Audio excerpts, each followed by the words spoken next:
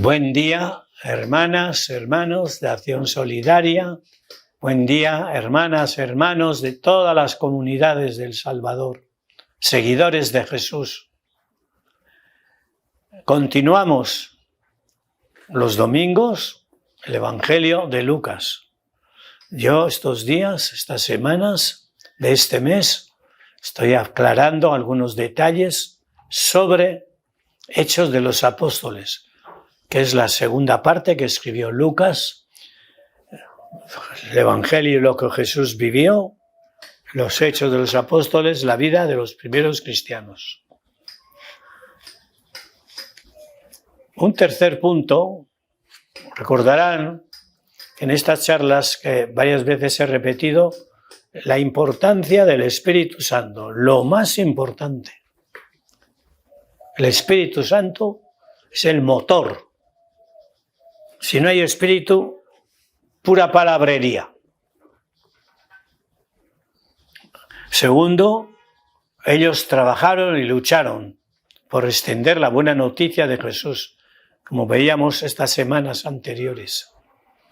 Y tercero, se esmeraron en crear grupos comunitarios muy domésticos. No tenían templos, porque los primeros cristianos ya no participaban en el templo de Jerusalén, sino allí en donde vivían, se reunían en sus familias. De ahí que son comunidades domésticas. En los Hechos de los Apóstoles, capítulo 2, en el versículo 42-47, ya vemos, se reunían frecuentemente para escuchar las enseñanzas de los apóstoles, participar en la vida común, participar en la fracción del pan, la Eucaristía, en las oraciones. Y a la vez también estaban unidos y las cosas que tenían en común las repartían también y se ayudaban unos a otros. Por tanto, alababan a Dios y todo el mundo los estimaba. Y el Señor iba animando a crear más comunidades. Bueno, pues ahí lo tenemos. Cómo ellos hacen un esfuerzo enorme por ir creando los grupos de Jesús, las comunidades de Jesús. Comunidades que den diferentes nombres, Acción Solidaria, Jesús Solidario, cada grupo, pero comunidades de Jesús todo.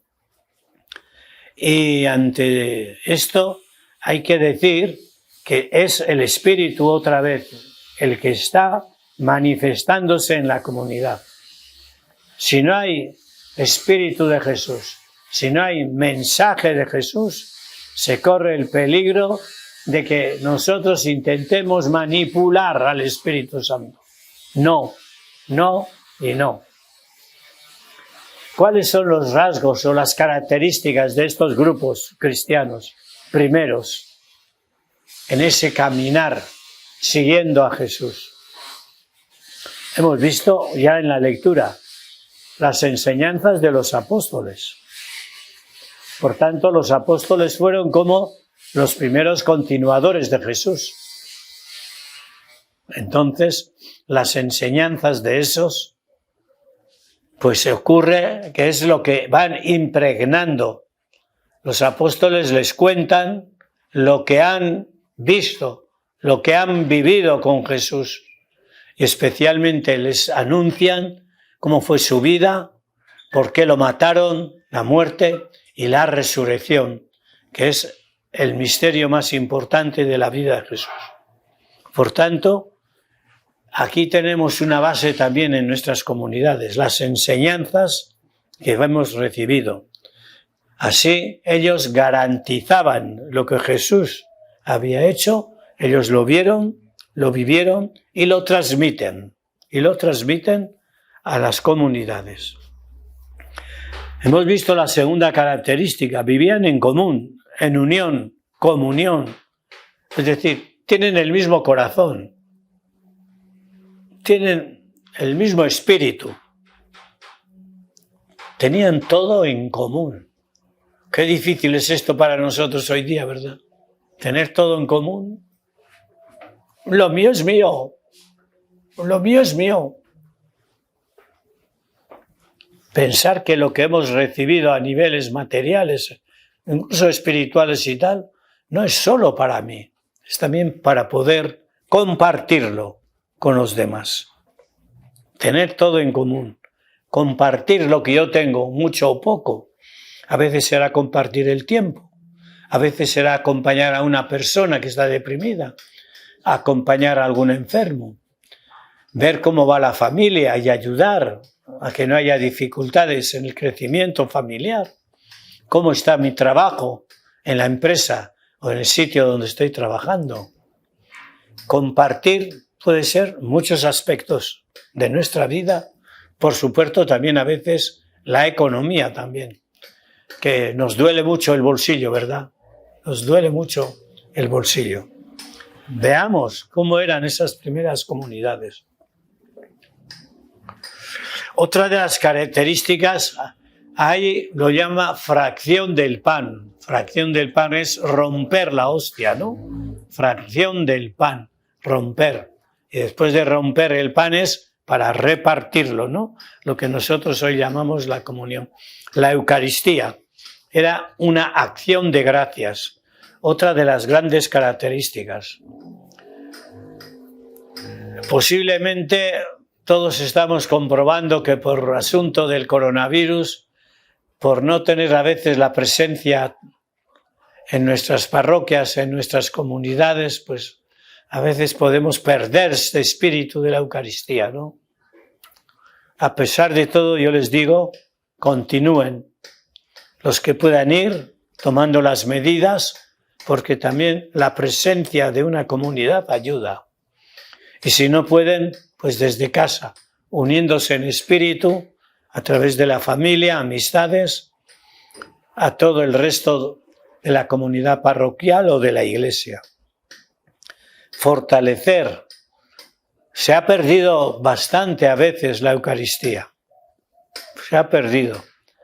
Porque es la forma de estar unidos con Jesús. En la Eucaristía yo me hago uno con Jesús. Y en la Eucaristía yo me hago uno con los hermanos. Por eso nos dicen los Hechos que ellos participaban en la fracción del pan.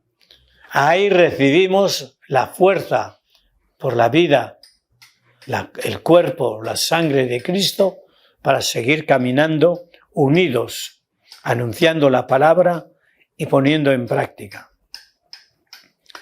Y también nos dice en el capítulo 2, 43, que hacían muchos prodigios. Bueno, pero ya hemos dicho hace un momento, ¿no? La fuerza viene del Espíritu. También nosotros podemos hacer, no igual milagros, ¿no?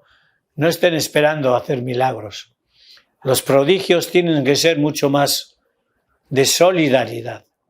Los grandes prodigios son cuando aquel muchacho de los 5 panes dio todo lo que tenía y gracias a él después todo el mundo pudo comer. Ese es el gran milagro, saber compartir lo que tengo. Y entonces se realiza la totalidad de la acción de Dios a través de nuestra pobreza, ¿no? De nuestras propias limitaciones. Por tanto, no estemos esperando hacer grandes prodigios. Cuando ocurre algún sismo terrible y todo el mundo estamos dispuestos a ayudar, pero después a lo largo de la vida nos olvidamos del que está en mi familia, del que está en mi trabajo, del que está incluso en mi parroquia, en mi comunidad. Somos capaces de ayudar, hacernos héroes en situaciones fuertes, pero en el día a día, qué difícil se nos hace a veces. Por tanto, los prodigios que podemos hacer son acompañamientos, ayudas de todo tipo. No esperemos hacer grandes milagros. Sí, ya sé que hay por ahí grupos que suelen hablar de que ellos hacen milagros. Yo les digo que no se preocupen de eso. Sobre todo Preocúpense de ser solidarios como nos quiere Jesús en tu familia, en tu vecindad, en tu trabajo, en tu comunidad parroquial, en tu comunidad laical, en la sociedad. Ahí. Esos son los milagros que tenemos que hacer. Hacían prodigios y señales con la fuerza del Espíritu. También nosotros, como hemos dicho, podemos hacer. Bueno, pues hemos dado algunas de las características fijándonos en el libro de los Hechos de los Apóstoles sobre cómo vivían en comunidad. Y esa es una forma también de ver cómo tenemos que vivir nosotros. Ahí tenemos pistas, unidos todos, compartiendo todo lo que tenían, mucho o poco, la oración y la fracción del pan, la Eucaristía, la solidaridad, unidos cuando había dificultades y ayudándose, y ayudando los prodigios que podemos hacer, nuestra ayuda y solidaridad. Granito a granito se hace la playa, gota a gota se hace el océano. Si todos unimos una gota, un granito, la solidaridad se hará total poco a poco. Muchas gracias, hermanas y hermanos. Ojalá les sirva de reflexión estas cosas que hemos comentado y a la vez que les sirva también de oración. Y para poner en práctica, para que de verdad la palabra de Dios sea realidad en nuestras iglesias. De nuevo,